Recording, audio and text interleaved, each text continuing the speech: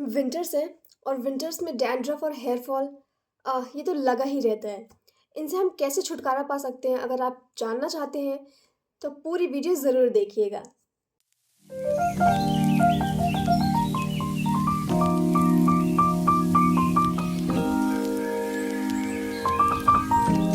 Hi everyone, welcome back to the channel. आज की इस वीडियो में मैं आपके साथ डिस्कस करने वाली हूँ कि किस तरीके से आप अपने डैंड्रफ को अपने सर से भगा सकते हैं और अपने हेयर फॉल को आप कंट्रोल कर सकते हैं। हेयर फॉल को आप किस तरीके से कंट्रोल कर सकते हैं, इन सब चीज़ों पे मैंने बहुत सारी वीडियोस ऑलरेडी बना रखी हैं, तो आप चाहें तो उन्हें भी चेकआउट कर सकते हैं। और ये वीडियो जो है वो कम्प्लीटली डेडिकेटेड होने वाला है हमारे डैंड्रफ को क्योर करने के लिए। विंटर्स के टाइम में आपका स्कैल्प जो होता है, आपकी स्किन जो होती है वो बहुत ज़्यादा ड्राई हो जाती है, फ्लेकी हो जाती है, और उसी ड्राइनेस की वजह से आपके स्कैल्प पर जो डैंड्रफ का डिपॉजिशन हो जाता है, उसकी वजह से आपको हेयर फॉल जो होता है वो बहुत ज़्यादा इंक्रीज़ होने लगता है।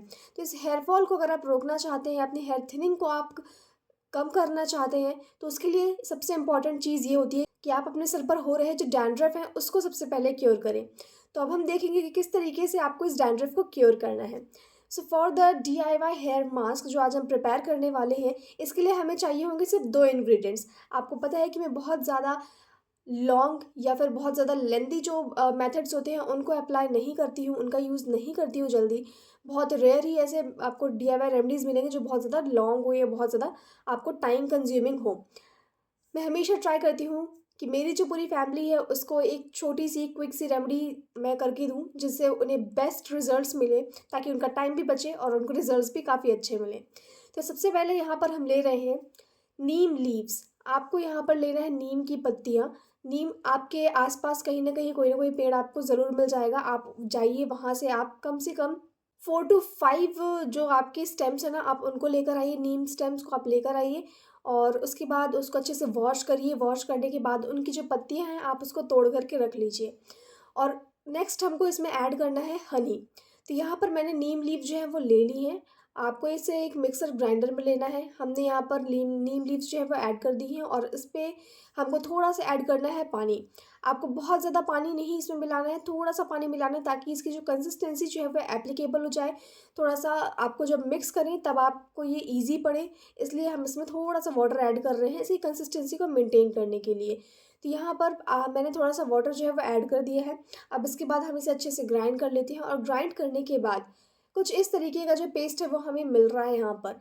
ये ग्रीन कलर का जो सुंदर सा खूबसूरत सा पेस्ट है जो ये आपको मिलेगा, और इसमें हम नेक्स्ट इंग्रेडिएंट जो है अपना ऐड कर रहे हैं यहाँ पर हनी।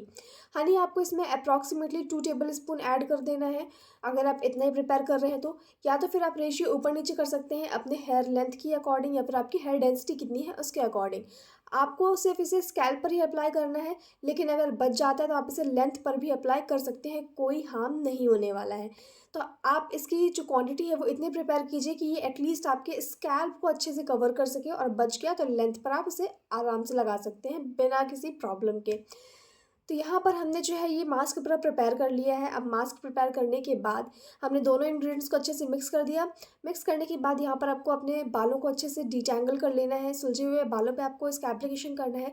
मैं यहाँ पर आपको दिखाने की कोशिश कर रही हूँ कि इनके स्कैल्प पर जो है वो कैसा डैंड्रफ है, लेकिन आई डोंट थिंक कि कैमरा जो है वो इतना कैप्चर कर पा रहा होगा। बहुत कम ही डैंड्रफ है, बहुत ज़्यादा तो नहीं था, बहुत हल्का फुल्का डैंड्रफ है। तो उस पर हमने इसका एप्लीकेशन करके देखा है, और एप्लीकेशन के बाद क्या रिजल्ट्स रहे ये भी मैं आपके साथ शेयर करूँगी। तो ये हम यहाँ पर एप्लीकेशन कर रहे हैं। अब आपको पार्टीशन करते जाना है और अपने स्कैल्प पर इसको डिपॉजिट करते जाना है। ये थोड़ा सा मैसी काम होगा, तो आप प्लीज़ किसी ऐसी जगह पर इसे काम करें जहाँ पर आपको बाद में साफ़ सफाई करने में ज़्यादा दिक्कत ना हो। तो ये थोड़ा सा मैसी होने वाला है, तो ये चीज़ आप ध्यान में रखेंगे। और फिर आपको इसका पूरा एप्लीकेशन जो अपने पूरे स्कैल्प पर कर लेना है कुछ इस तरीके से। और फिर आपको ऐसा आप जो हेयर बन है वो बना सकते हैं आप, और फिर आप शार्क कैप डाल सकते हैं अगर आप डालना चाहें तो।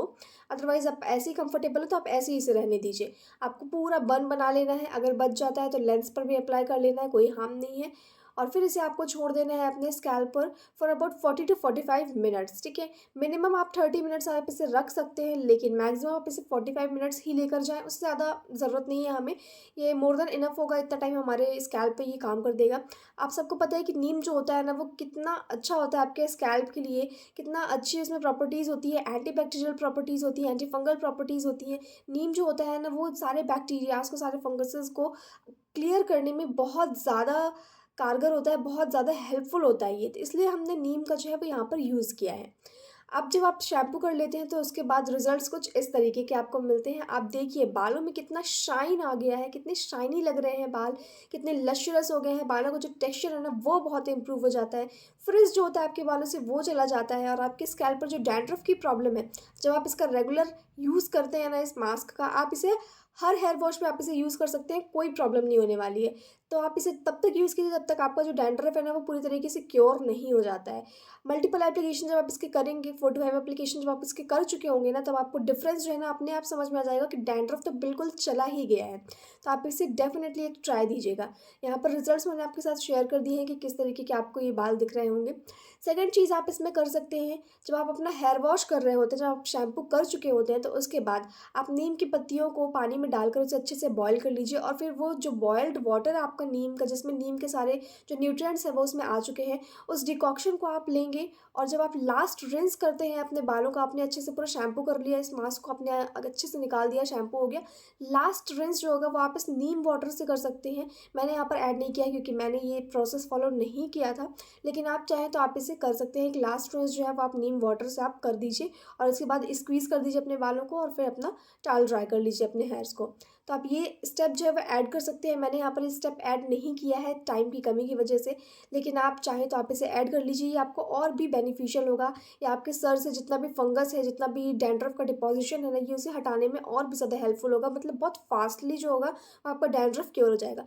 एक ही एप्लीकेशन में जब आप शैम्पू करेंगे ना, तो आपको समझ में आ जाएगा कि किस तरीके से इसने आपको बेनिफिट कर दिया है, कितने हद तक इसने आपके डैंड्रफ को कंप्लीटली, ऐसा आपको लगेगा कंप्लीटली आपका जो डैंड्रफ है ना वो चला गया है। लेकिन ऐसा होता नहीं है, एक एप्लीकेशन में नहीं होगा, कई सारे इसके एप्लीकेशंस आपको करने पड़ते हैं, तब जा कर के आपको रिजल्ट्स अच्छे मिलते हैं।